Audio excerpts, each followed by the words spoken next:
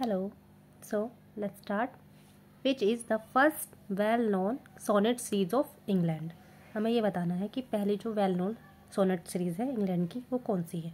तो वो है एस्ट्रोफिल एंड स्टेला। अच्छा, एस्ट्रोफिल एंड स्टेला लिखी किसने थी? Sidney wrote Astrophil and Stella, which is widely considered to be the first of the great Elizabethan sonnet sequence. और Sidney का एक और बहुत पॉपुलर है द डिफेंस ऑफ पोएजी, ये भी आपने सुना होगा। Okay, next, who introduced rhyme royal stanza in English literature? Rhyme royal stanza English literature में किसने इंट्रोड्यूस किया था? तो वो इंट्रोड्यूस किया था जॉफ्री चौसर ने। 14th सेंचुरी की बात है। चौसर ने इन ट्रॉयलस एंड क्रिसीडे और द पार्लियामेंट ऑफ फॉल्स, इनमें फर्स्ट टाइम इसने इंट्रोड्यूस किया था। 7 लाइन का स्टैंजा होता है राइम रॉयल, याद रखना है आपको, ये क्वेश्चन भी आया हुआ है। 7 लाइन का स्टैंजा होता है और इसकी rhyming scheme A B B C C. Okay, मैं रिपीट कर रही हूँ, A B C C. Okay, next चलेंगे। Who gave the words hamartia and catharsis? ये शब्द किसने दिए हैं? हमार्शिया और कैथारसिस आपने पहले भी सुने होंगे ये शब्द। ये दिए हैं अरिस्टोटल ने। अरिस्टोटल ने इंट्रोड्यूस किया है इन टर्म को अपनी पोएटिक्स में। पोएटिक्स लिखा था उन्होंने। उन्होंने डिस्क्राइब किया है कि जो ट्रेजिक हीरो होता है ना, उनके अकॉर्डिंग एक मैन होता है नोबल रैंक का, मतलब जैसे किंग विंग, इस तरह का, जैसे हैमलेट में था किंग। और जो उसका मिसफॉर्चून है ना, जो उसका दुर्भाग्य आता है, वो इससे नहीं आता क्योंकि वो विलन है या उसके काम ऐसे हैं, बल्कि उसके कुछ एरर ऑफ जजमेंट की वजह से आता है। जैसे हैमलेट में वो लास्ट तक इंडिसाइसिव नेचर की वजह से नहीं निर्णय ले पाता, तो क्या होता है उसका लास्ट में वो मर जाता है। मैकबेथ में भी वो था, ओवर एम्बिशियस था वो। किंग लियर में भी, मतलब कहने का ये है कि अरिस्टोटल ने बताया है कि जो वो हीरो होता है वो नोबल रैंक का होता है और वो अपनी विलियनी की वजह से नहीं उसका मिसफॉर्चून आता है, बल्कि एरर ऑफ जजमेंट की वजह से आता है। वो जजमेंट सही नहीं ले पाता। तो हमें याद रखना है, सब एरिस्टोटल ने दिए हैं। Okay, next, who is known for malapropism? Malapropism के लिए कौन जाना जाता है, हमें ये बताना है। तो मेला प्रोपिज्म होता क्या है? ये एक वर्बल ब्लेंडर है बोलने में। जैसे एक वर्ड को रिप्लेस किया जाता है अनदर सिमिलर इन साउंड। आवाज़ में तो सेम होगा बट डिफरेंट इन मीनिंग में अलग होगा। विलियम शेक्सपियर ने इसको यूज किया है, इस डिवाइस को, मेलाप्रोपिज्म को, कहाँ पे? अपने मतलब कॉमिक इफेक्ट के लिए यूज किया है अपने प्ले में। लेकिन जो ये टर्म है वो लाया किसके द्वारा किया था, ड्राइव किसके द्वारा किया गया था? आरवी स्यूडोन, मैंने लिखा हुआ है नेम यहाँ पे, आरवी स्यूडोन के द्वारा। उनका जो करेक्टर था ना, याद रखना है, वहीं से बनाया वर्ड, मिसिज मेलाप्रोप। इस करेक्टर से ही लिया गया ये वर्ड मेलाप्रोपिज्म। अपने प्ले में किया था उन्होंने फर्स्ट टाइम द राइवल्स। ये भी आया ना क्वेश्चन, किस प्ले में? द राइवल्स, 1775 में आया था। समझ गए ना आप? मतलब क्या होगा, एक वर्बल ब्लंडर होता है, एक वर्ड को दूसरे सिमिलर वर्ड से रिप्लेस किया जाता है।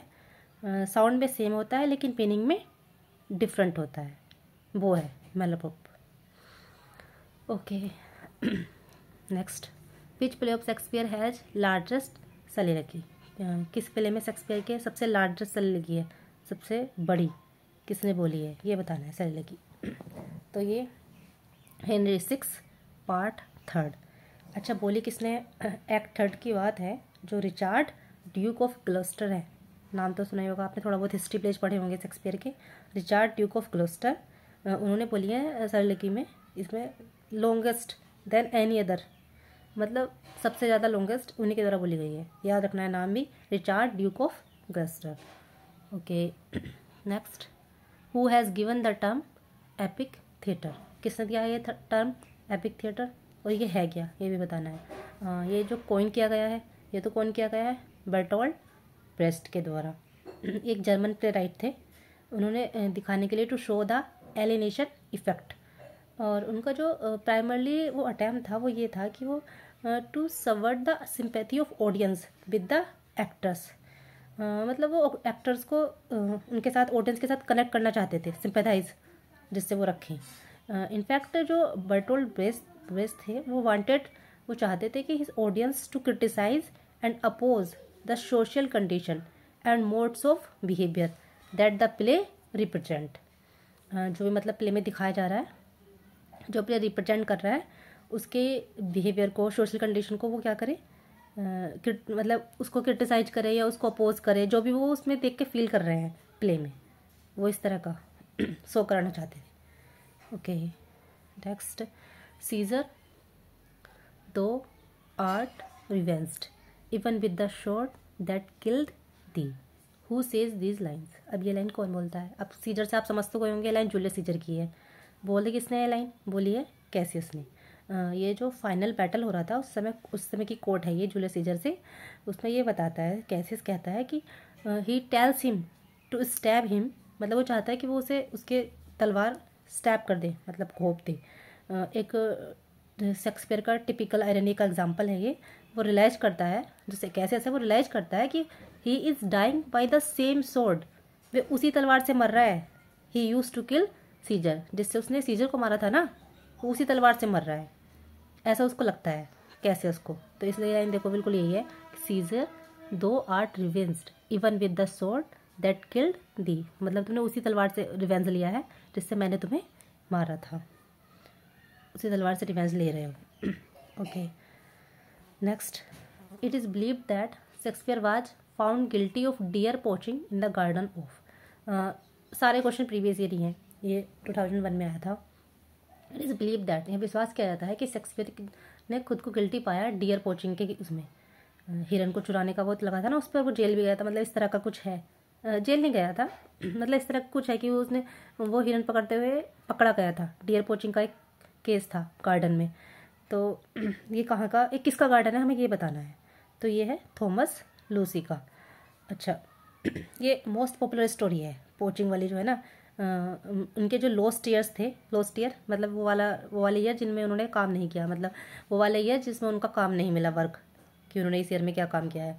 तो उसमें ये बताया गया कि वो he was caught poaching on Sir Thomas Lucy's land, वो पकड़े गए थे पोचिंग करते हुए थॉमस लूसी के लैंड में, जो सिचुएटेड है just 4 meals away from his home. 4 मील दूर था उनके घर से। उनका घर कहाँ था? ये क्वेश्चन ऑलरेडी आया हुआ है, स्ट्रैटफोर्ड अपॉन एवन। ओके, लेकिन एक पॉइंट ये है कि इसका कोई लीगल रिकॉर्ड नहीं है कि ये बात सही है या नहीं है, लेकिन ये पॉइंट जो है पॉपुलर हो गया था। जो पोचिंग स्टोरी है ये पॉपुलर बन गई थी विक्टोरियन पीरियड के समय पे। वो अपीयर हुई थी बहुत सारी पेंटिंग्स में और इलस्ट्रेशंस, कुछ इस तरह का हो गया था, तो तब से ये स्टोरी फेमस है। Okay, next, whom does Milton consider his master in poetry. किसको मिल्टन जो है कंसिडर करते हैं, समझते हैं अपना मास्टर किस में? पोएट्री में। तो वो है स्पेंसर। याद रखना है, क्वेश्चन काफ़ी इंपॉर्टेंट है। जो एडमंड स्पेंसर है वो ग्रेट पोएट है, एलिजाबेथन एज के, पता ही है आपको। तो उन पे ना इन्फ्लुएंस था, उनका इन्फ्लुएंस था मिल्टन पे। जो उनका वो खुद उसको रिफर्स करते हैं मिल्टन, इसको आइकोनोक्लास्ट में। मिल्टन की एक वो है ना वर्क, सुना होगा आपने, आइकोनोक्लास्ट। उसमें उनका इफेक्ट दिखाई देता है, उनका इन्फ्लुएंस। और वो क्या करते हैं, seems to have influenced in thought में भी, उनके आइडियाज़ में अबाउट पोइट्री के बारे में, और प्लेटोनिज्म के बारे में, और उनका जो बिलीफ है कि फ्रीडम ऑफ ह्यूमन विल, और जो रिनेसांस आइडियाज़ हैं उन सब में उनका इन्फ्लुएंस दिखता है स्पेंसर का। किस पे? मिल्टन पे। अच्छा, उनके जो ग्रेट एपिक है, जो स्पेंसर का है वो है द फेरी क्यून, और मिल्टन का आपको पता ही है पैराडाइज लॉस्ट। तो वे दोनों ही फॉलो करते हैं एपिक ट्रेडिशन को। यहाँ भी सिमिलरिटी मिलती है। Okay, next, which one is the right chronological order of Shakespeare's major tragedy. तो राइट ऑर्डर बताना है हमें शेक्सपियर की जो मेजर ट्रेजेडी है, जो बड़ी बड़ी ट्रेजेडी है, उनकी क्रोनोलॉजी बतानी है हमें। पहले कौन सी, मतलब पहले कौन सा प्ले आया फिर कौन सा। 4 ग्रेट ट्रेजेडी उनकी मेजर ट्रेजेडी मानी जाती हैं शेक्सपियर की, Hamlet, Othello, King Lear, Macbeth. सबको याद है, ये बहुत बहुत बार सुन रखी है सबने। ओके, तो हमें ईयर याद करने हैं इनके। सबसे पहले आई थी हैमलेट, 1600 से 1601 के आसपास। फिर आई थी ओथेलो 1602 से 1604 के आसपास, इसी के अप्रोक्सीमेटली। और किंग लियर 1604 से 1605 के आसपास। और मैकबेथ 1605 से 1606 के आसपास। अब इसको याद कैसे रखेंगे सीक्वेंस में? हुक्म याद कर लेना आप, HOKM, बस वहीं से बन जाएगी HOKM। हुक्म याद कर लेना, वहाँ से उसका एक एक वर्ड से फुल वर्ड बना देना और ये सीक्वेंस में क्रोनोलॉजी में लगा देना। Okay, next, who called the 18th century the age of prose and reason? 18th century को age of prose and reason किसने कहा है? किसने कहा है? ये मैथ्यू अर्नोल्ड ने कहा है। अच्छा, मैथ्यू अर्नोल्ड ने ये क्यों बोला है? क्योंकि उन्होंने का मानना ये था कि no good poetry was written in this century. इस सेंचुरी में कोई अच्छी पोएट्री लिखी ही नहीं गई। वो जो 18th सेंचुरी है, अच्छा, इसको एज ऑफ पोएट्री मतलब इसलिए तो इसको एज ऑफ प्रोज बोला गया क्योंकि पोएट्री अच्छी कोई इसमें लिखी नहीं गई। और रीजन क्यों बोला? रीजन इसलिए बोला गया है कि इसमें उन्होंने एम्फसाइज किया है कि काफ़ी तार्किक बातें हुई हैं। ओवर सुपरस्टिशन होता है ना, जादू वादू से नहीं के बारे में नहीं, रीजनेबल बातें की गई, मतलब रीजनेबल काम किया लिखा गया। साइंस का जो किसके ऊपर? ब्लाइंड फेथ के ऊपर, ये सब इसके ऊपर वर्क किया गया, वर्क मिला, तो इसलिए उन्होंने इसको एज को 18th सेंचुरी को age of prose and reason कहा। अच्छा ठीक है, ये तो हो गया। और एक पॉइंट और बताना है कि जो 18th सेंचुरी है ना, इसको हम 18th century is also referred as the Augustan age और न्यू क्लासिकल एज, या द एज ऑफ इनलाइटमेंट भी कहते हैं। ये सब कहते हैं 18th सेंचुरी को, ये भी याद रखना है आपको। Okay, what does Ben Jonson mean by a humorous character? Ben Jonson का क्या मतलब है ह्यूमरस करेक्टर से? ये ऑप्शन के अकॉर्डिंग ये है आंसर, इतना लंबा पढ़ के बता रही हूँ। A character whose temper is determined, एक ऐसा करेक्टर जिसका टेम्पर जो है डिटरमाइन किया जाता है by the predominance of one out of the 4 floods in the human body. Johnson जाने जाते हैं कॉमेडी ऑफ ह्यूमर के लिए, आपको पता ही है। तो उन्होंने 4 फ्लूट्स की बात की है। तो ये कौन कौन से 4 फ्लड की बात की है, कौन कौन से हैं? तो ब्लड बता रही हूँ चारों, ब्लड, फ्लेम, कॉलर, कॉलर मतलब येलो वाइल, और मेलनकली, मेलनकली यानी कि ब्लैक वाइल। ओके, फिर से एक बार और रिपीट कर रही हूँ। 4, फर्स्ट वाला ब्लड, फ्लेम, कॉलर, कॉलर यानी कि येलो वाइल, एंड मेलनकली यानी कि ब्लैक वाइल। ओके, नेक्स्ट चलेंगे। The first English tragedy Gorboduc was later given the title. जो फर्स्ट इंग्लिश ट्रेजेडी है, ये मैंने पहले भी क्वेश्चन कराया कि फर्स्ट इंग्लिश ट्रेजेडी हमारी कौन सी है? गोरबेटक है, ये पता ही है। इसको लेटर जो है कुछ टाइटल दिया गया था, वो बताना है। तो इसको टाइटल दिया गया था फेरक्स एंड पोरक्स। अच्छा, ये जो गोरबेटक है एक मिथिकल किंग थे एंशिएंट ब्रिटेन के, उनको, और इसका नाम दे दिया गया, ये मैंने आपको बता ही दिया। अच्छा, ये लिखी किसने थी? मैं एक बार फिर से रिपीट कर रही हूँ, Thomas Norton and Thomas Sackville. Thomas Norton and Thomas Sackville, which was first perform in 1561। पहली बार परफॉर्म की गई थी 1561 में। एक ट्रेजिक प्ले है और ब्लैंक वर्स में है, ये भी याद रखना है। ओके, नेक्स्ट चलेंगे। Seneca play were rendered into English by. Seneca play किसके द्वारा रेंडर्ड किए गए इंग्लिश में? किसके द्वारा? हेवुड, याद रखना है। जैस्पर हेवुड जो थे, वो जो was the first man to translate into English and publish a complete tragedy of Seneca. मतलब सेनेका स्टाइल में, मतलब सेनेका जो प्ले है वो पहली बार इन्होंने किए थे, जैस्पर हेवुड ने। अच्छा, शेक्सपियर की भी कुछ प्ले में सेनेका का वो दिखाई देता है इन्फ्लुएंस, जैसे कि हैमलेट में, किंग लियर में, रिवेंज विवेंज है ना, किंग की कहानी है, टाइटस एंडोनिकस में, तो सेनेका का इफेक्ट है। ये भी सेनेका ट्रेजेडी बोली जाएंगी, हैमलेट, किंग लियर, टाइटस एंडोनिकस। अच्छा, मैं सबसे अच्छा बेस्ट एग्जाम्पल बताती हूँ सेनेका ट्रेजेडी का, गोरबेटक, जो अभी हमने पहले मेंशन किया था, द फर्स्ट ट्रेजेडी। गोरबेटक जो है वो जो good example of Seneca tragedy in English. Okay, who found English A dialect and left it in a language. किसने इंग्लिश को एक डायलेक्ट पाया और उसको छोड़ दिया इट ए लैंग्वेज के रूप में छोड़ दिया। तो ये बात किसने बोली है? Who found? चौसर, जोफ्री चौसर ने। अच्छा, जोफ्री चौसर के बारे में बोली किसने है? ये बोला है LOWES, Lowes says this quote about Chaucer. अच्छा, चौसर के बारे में हमें एक पॉइंट और याद रखना है। Chaucer is called the father of English literature. Chaucer को फादर बोला गया है इंग्लिश लिटरेचर का। ओके, नेक्स्ट, टोटस मुंडस एज इट हिस्टोरियन मीन्स। ये क्वेश्चन प्रीवियस ईयर में आया हुआ है। तो जो ये वर्ड है, ये इसका मीनिंग बताना है हमें। तो ये जो वर्ड है ये लैटिन टर्म का है, ये एक लैटिन टर्म की फ्रेज है। तो इसका मीनिंग क्या है? इसका मीनिंग है all the world is a stage. ये मोटो था विलियम शेक्सपियर के जो ग्लोब थिएटर था। विलियम शेक्सपियर का ग्लोब थिएटर आपने सबने सुना होगा, 1599 में आया था, मतलब 1599 में स्थापित हुआ था। तो वो उसका मोटो था विलियम शेक्सपियर के ग्लोब थिएटर का। अच्छा, जो ये लाइन है ना, all the world is a stage, ये शेक्सपियर के एक प्ले में हो रहा है जो जैक्स ने बोली है। किस प्ले में बोली है? As You Like It. As You Like It में जैक्स ने बोली है line, all the world is a stage. ये भी याद रखना है आपको, और इस लैटिन फ्रेज का मीनिंग भी याद रखना है। Okay, next, the word renaissance seems to have been first in the book named age. Renaissance के बारे में बहुत सारी बातें हैं, लेकिन मैं यहाँ शॉर्ट में बताऊंगी, और आगे जैसे क्वेश्चन आते रहेंगे इसके बारे में बताते रहेंगे।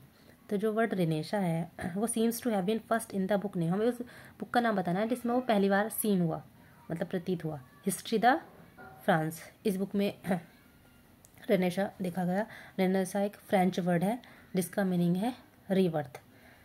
It's a revival of classical learning and wisdom. अच्छा, जो जॉन मिल्टन है हमारे, वो John Milton is describe as the last great renaissance poet. John Milton को बोला गया है last great renaissance poet. Okay, who first used the blank verse. सबसे पहले किसने यूज किया है, किसने इंट्रोड्यूस किया है इसको? अर्ल ऑफ सरे ने।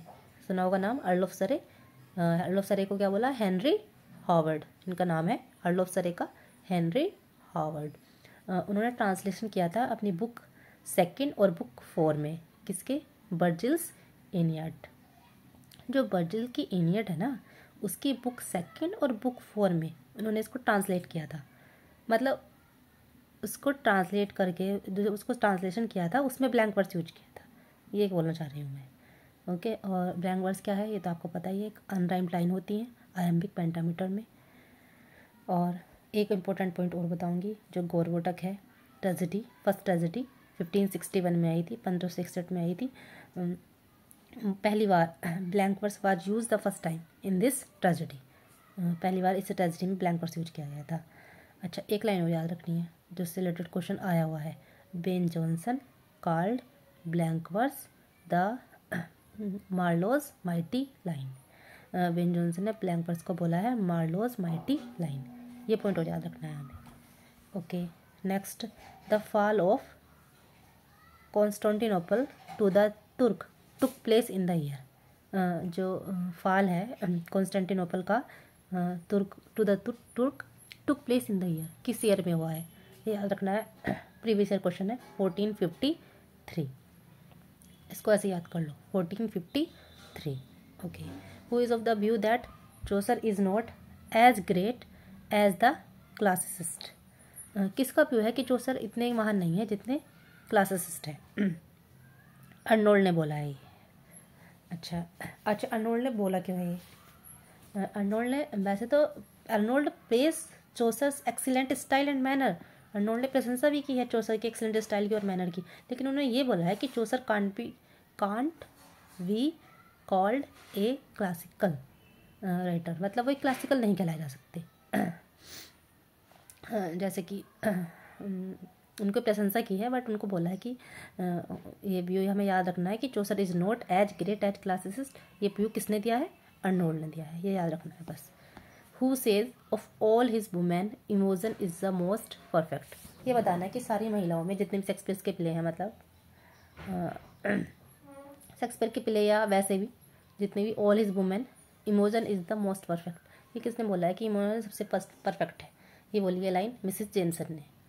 इमोशन कहाँ की कैरेक्टर है ये तो पता ही होगा आपको, याद आ गया? सिम्बलिन की है।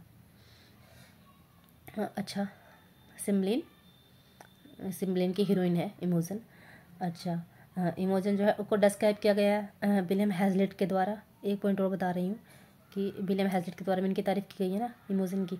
तो विलियम हैजलिट ने इनको क्या बोला है, the most tender and the most artless of all Shakespeare's women. Shakespeare की सारी वुमेन में मोस्ट टेंडर है एंड मोस्ट आर्टलेस है। सिम्बेन आया कब था, 1610 में आया था, लास्ट फेज में लिखा गया है शेक्सपियर के। और टेनिसन जो है, इसके बारे में सिम्बलिन के बारे में एक क्वेश्चन ऑलरेडी आया हुआ है, वो ये है कि Tennyson died with A copy of Cymbeline on his bed. जब वो मरे थे ना तो उसकी कॉपी किसकी, सिम्बलिन की, उनके बेड पे थी, मतलब उसको पढ़ते हुए मरे थे, ये भी याद रखना है। Okay next, Arnold wrote with him is born are real poetry, the word him refers to. जो पहला क्वेश्चन आया था ना उसी से रिलेट करके है ये, कि उनके साथ ही हमारी रियल पोइट्री का जन्म हुआ है। ये वर्ड हिम किसको रेफर किया गया है, चौसर को। मैंने बोला ना अर्नोल्ड ने चौसर को प्रेज भी किया है, लेकिन बस उन्होंने ये बोला है कि इनको क्लासिस्ट नहीं कहा जा सकता। तो मैथ्यू अर्नोल्ड ने क्या किया है, try to justify Geoffrey Chaucer and his poetical achievement in the study of poetry. कहाँ पे जस्टिफाई किया है अपना जो लिखा था, द स्टडी ऑफ पोएट्री। और उन्होंने बोला है कि विद हिम, उनके साथ ही, किनके साथ, चौसर के साथ ही, is born are real poetry, उनके साथ ही हमारी रियल पोएट्री का जन्म हुआ है। Next, the line there is a special providence in the fall of sparrow occur in, ये लाइन बतानी है कि कहाँ से ली गई है। अच्छा, इस लाइन का मीनिंग क्या है ये भी बताऊंगी। ये लाइन तो हैमलेट की है। अच्छा, इस कोट में हैमलेट क्या कह रहे हैं, वो ये कह रहे हैं, वो ये कहना चाहते हैं कि उन्हें लगता है कि everything is preplanned, if something is fated to happen, यदि कुछ भाग्य में लिखा गया है ना होने को, तो इट विल हैपन, ज़रूर होगा। If not now then it will come later, अगर अभी नहीं हुआ तो बाद में होगा। If not later then now, बाद में नहीं हुआ तो अभी होगा। मतलब there is a special providence in the fall of a sparrow, एक स्पैरो के गिरने में भी ना पहले से ही ये बात भी फिक्स्ड है, एक स्पैरो का गिरना भी पहले से ही फेटेड है, टी डेस्टिनेड है, पहले से लिखा हुआ है। ये बात हैमलेट ने बोली है। ओके, याद रखेंगे। Next, which of the following play of Shakespeare has an epilogue, किस प्ले में शेक्सपियर के एपिलॉग है, एपिलॉग है द टेम्पेस्ट में। ये ऑप्शन के अकॉर्डिंग है, एपिलॉग और प्ले में भी है, लेकिन ये ऑप्शन के अकॉर्डिंग इसका आंसर द टेम्पेस्ट है। अच्छा, द टेम्पेस्ट में एपिलॉग बोलता कौन है, टेम्पेस्ट में एपिलॉग बोलता है प्रोस्पेरो। ओके, और किस किस प्ले में एपिलॉग है थोड़ा सा बताती हूँ, जिनमें एपिलॉग है केवल। एक है Midsummer Night Dream, Midsummer Night Dream में एपिलॉग कौन बोलता है, पक, PUC के Puck. Okay, As You Like It में है epilogue, As You Like It में कौन बोलता है, Rosalind. Okay, All's Well That Ends Well में है, उसमें कौन बोलता है, किंग। और ट्वेल्थ नाइट में है, उसमें कौन बोलता है, फेस्टी। Okay, let's call it a day. Thank you.